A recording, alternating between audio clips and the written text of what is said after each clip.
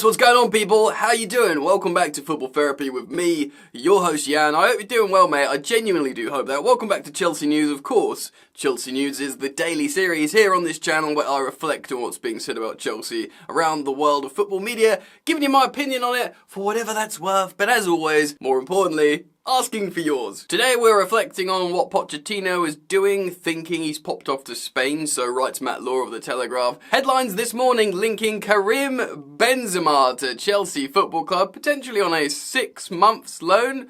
Interesting idea. Of course, now he's like Jordan Henderson, another want away from the Saudi League. Could he land at Chelsea? Plenty of talking points to get into today, guys. If you want to support the channel, you're welcome to simply by liking and subscribing. So thank you as always for chilling out with me today and choosing to watch this content. And let's hop into it. Karim Benzema, teammate of former Chelsea player and legend N'Golo Kante, apparently isn't too happy over in the Saudi League. Not all players that have gone over to the Saudi Pro League have settled and are happy. Many have, but of course the high profile one at the moment is Jordan Henderson, who after just 6 months wants to return to the Premier League. Now Karim Benzema reportedly is also unhappy out in the Saudi League, and he's been linked to all sorts of different teams. In the last 24 hours it was a big conversation had, should Chelsea go for Karim Benzema on a loan or a permanent transfer? Now, let me nail my colours to the mast very, very quickly.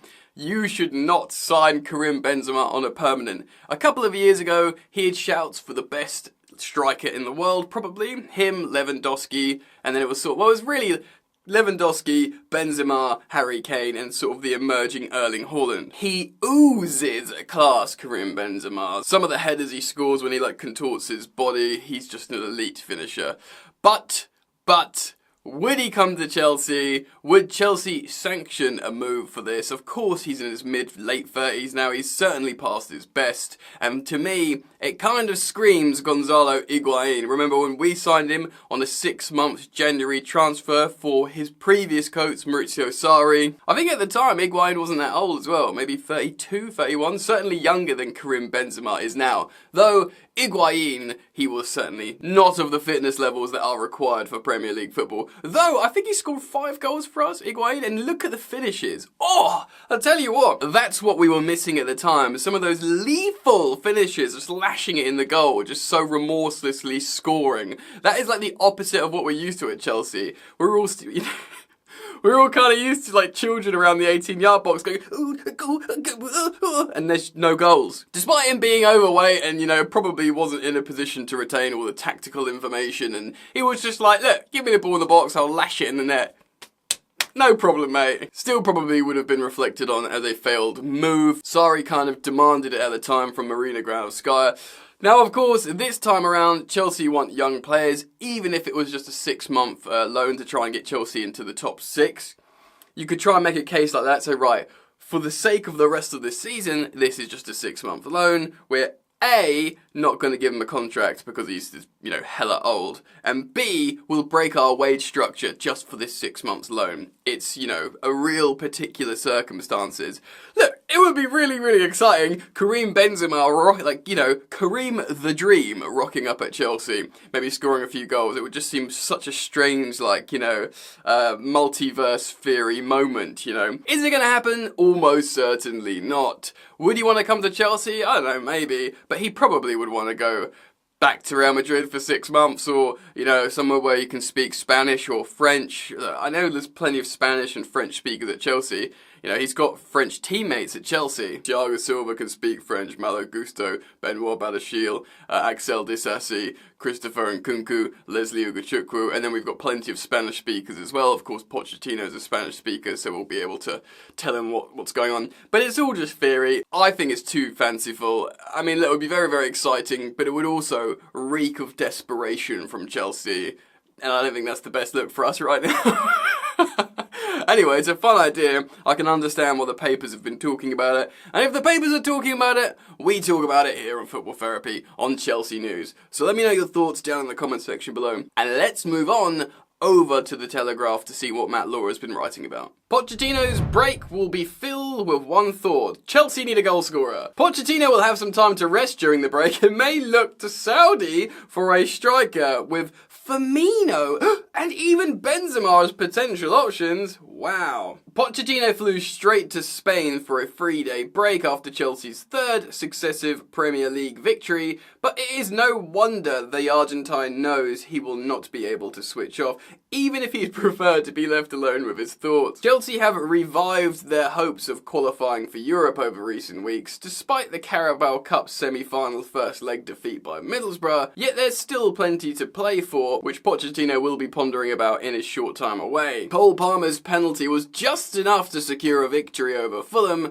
but Chelsea again looked in desperate need of a goal scorer, and each of their past 3 league victories, Pochettino's team have clung on after panicking during the final stages. He's waiting to hear news on Christopher Nkunku, and Chelsea's 10-day break between games offers the club the opportunity to assess their options in the transfer market, which means Pochettino will need to remain close to his telephone despite hoping it never rings. Pochettino says this, quote, "We need to give some rest to the players and the staff because it's a really busy period now and they need to breathe a little bit. This break is very useful. I need to go and see my family in Spain and it's going to be good to have a little bit of change. I won't really be able to switch off. Not with the chairman. I will need to be available 24 hours in case anything happens to be contacted by the sporting director or the owners. I know that something can always appear in football. Don't we know it, Pochi? To be honest, I would prefer if the phone did not ring. If it does not ring, that's better for me." Yeah, the gaffer understandably wants a break,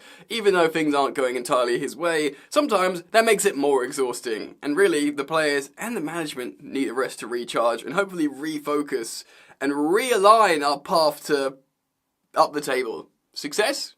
Whichever you want. There is no obvious solution to Chelsea's need for a goal scorer in the January transfer window. There is no appetite, perhaps with the profit and sustainability rules in mind, to spend €120 million to sign Victor Osimhen from Napoli this month, and the growing belief is that Ivan Toney will see the season out at Brentford. Taking a risk on a striker who has been prolific in Portugal or Holland is unlikely to yield instant results, which perhaps leaves Chelsea having to consider the possibility of trying to find a short-term loan option from Saudi Arabia in the form of Bobby Firmino or even Karim Benzema. Pochettino has stressed he has not communicated a desire to sign a striker, and his preference is for his phone not to ring may point towards a desire for Chelsea not to repeat past mistakes and allow themselves to be panicked into an unsuitable deal. Yeah, it's like I said, if we do sign Karim Benzema on a 6-month loan, it will reek of desperation.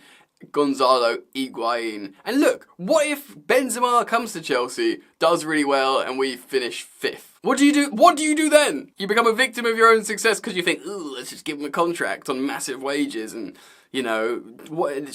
It's not part of the plan. Is that good or bad? A phone call informing him of a bid for Conor Gallagher would certainly not be gratefully received. The midfielder struck the post against Fulham with a wonderful shot with the outside of his foot, and again was industrious in the midfield. Gallagher is not the only player who faces uncertain future at Chelsea, and a move for a new forward would most likely prompt Armando Broja's departure, either permanently or on a loan. That would not necessarily be a bad thing, as the Albania international has struggled to find his best form since returning from injury. He missed an early header from 8 yards at the weekend and was eventually replaced by Noni Madueke. Chelsea and Pochettino have a decision to make at left back, another area of the pitch the club has considered strengthening during the transfer window.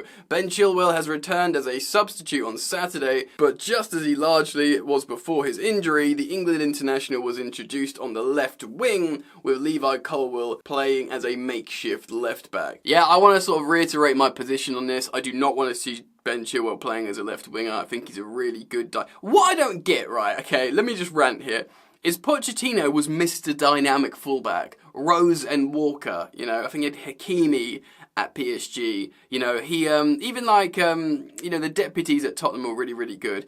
Good, flying dynamic wingbacks, fullbacks.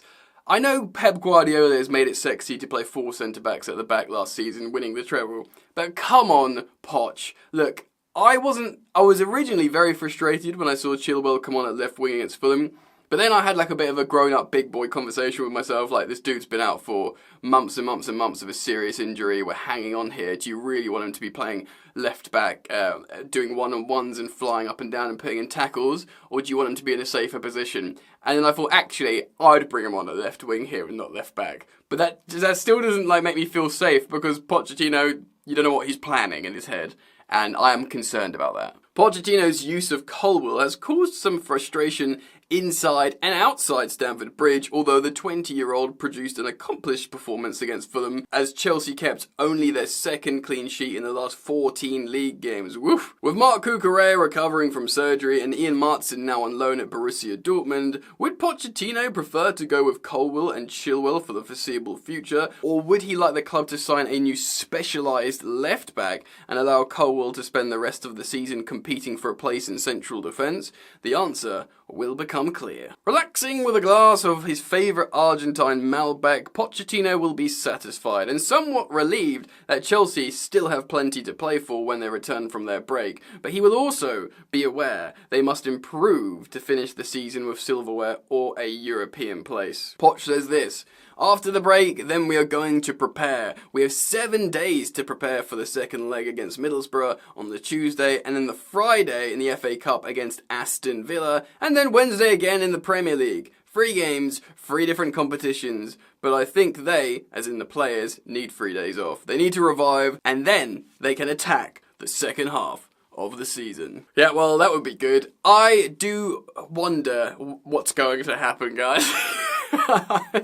Chelsea, more than ever, are just such an unreadable entity. Look, they could come back rested, maybe click a little bit more, maybe Nkunku Chukwuemeka starts offering something. The thing is, even with this, like, juvenile, immature team that we've got, and I don't mean that in the most derogatory sense, I just mean it as in young and inexperienced, you know. Even with how they are, if they're not going to, like, grow up 5 years and, like, snap of your fingers, which obviously won't happen, just the odd goal here and there, the extra odd goal here and there that we've been missing, that would offer that sense of calm, and then you don't panic anymore, you know? Like, maybe Carney Chukwuemeka can bring that goal. Maybe, you know, eventually Nkunku will come back. Maybe Chilwell loves a goal. Maybe he starts, but then again, you know, if he's going for goals, that might mean he's starting on the left wing. But even if he starts at left back, you know?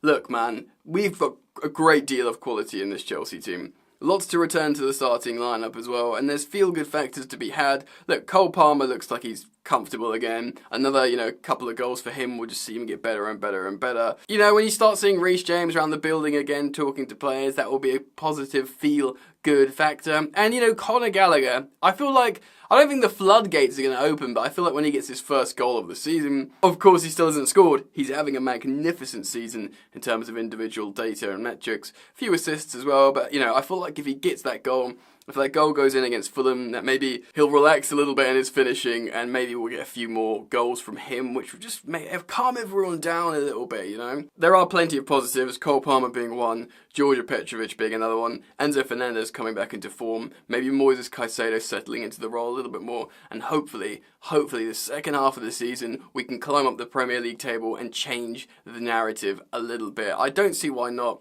Of course, a bad result if we get eliminated by Middlesbrough. That would just be a massive headline that hangs over Chelsea historically. Not even like for the recent games, not even for the season. That would be really bad. And that could happen. Like, it just could, especially with this Chelsea team. So everything hangs in the balance. But I want to put it out to you guys. What do you think? How do you feel about this situation? Do you think Chelsea should turn to the market for a temporary fix, a 6 months loan? Bobby Firmino, but he's not even, I don't know. Roberto Firmino is an amazing player, by the way. He's got a goal in him. He's not prolific, though, but he does make players around him better. He makes the right decision in the box. He's like the anti-Raheem Sterling. And I like Sterling, by the way. But, like, yeah, I would be interested to see him in the lineup. Maybe it'll be peculiar, though. Would he even join Chelsea because of his Liverpool ties? I'm not so sure. Anyway, let me know what you think. Comment down below. What's your solution for our current goal-scoring problems? Is it in the transfer market, or should we keep our powder dry? There would be something quite refreshing about Chelsea just not spending loads of money in January and assessing what they've got and returning players from injury, etc., etc. And also it changes the sort of vulgar narrative a little bit of Chelsea just constantly spending. So yeah, let me know your thoughts, feelings and opinions down in the comment section below. Thank you for joining me. Thank you for liking and subscribing. Hopefully you chose to do so. And yes, I look forward to seeing you guys back here very soon. Peace.